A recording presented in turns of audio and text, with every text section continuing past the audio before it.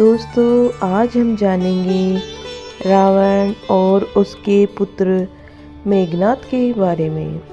दोस्तों रावण की सेना में एक ऐसा योद्धा था तो अत्यंत बलशाली और पराक्रमी था, जिस कारण उसका वध करना स्वयं देवताओं के लिए भी असंभव था।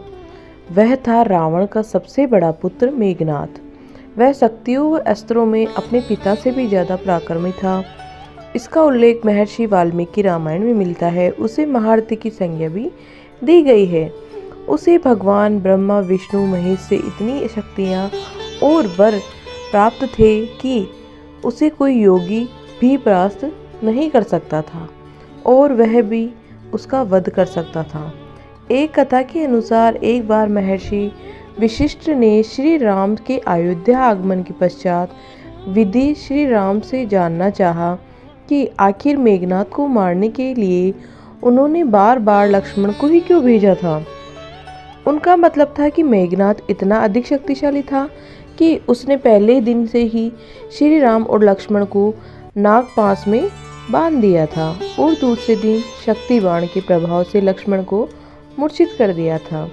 तो फिर क्यों उन्होंने तीसरे दिन लक्ष्मण को ही मेघनाद का वध करने के लिए भेजा? इसका उत्तर स्वयं भगवान श्री राम ने दिया।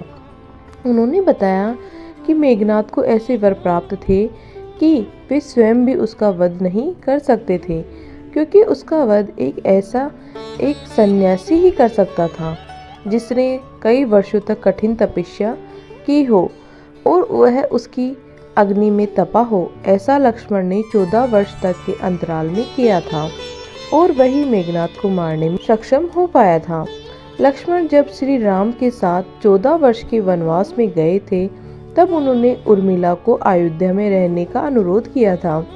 इस प्रकार उन्होंने 14 वर्ष तक ब्रह्मचर्य का पालन किया था और किसी भी पराई स्त्री का मुंह तक नहीं देखा था।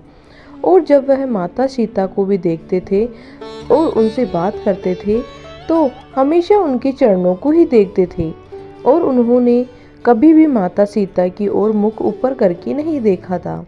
इस प्रकार भगवान श्री राम और माता सीता की रक्षा के उद्देश्य से उन्होंने 14 वर्ष तक नींद नहीं ली और दिन रात उनकी सुरक्षा में तैनात रहे।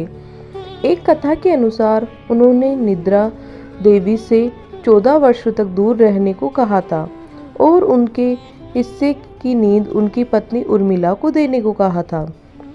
इसके पश्चात लक्ष्मण 14 वर्ष तक सोए नहीं थे और उर्मिला इतने समय तक सोती रही थी। साथ ही लक्ष्मण ने 14 वर्ष तक योग व साधना से इतनी भीषण शक्ति और ऊर्जा का संचार कर लिया था कि वह मेघनाद का वध करने में सक्षम हो चुके थे।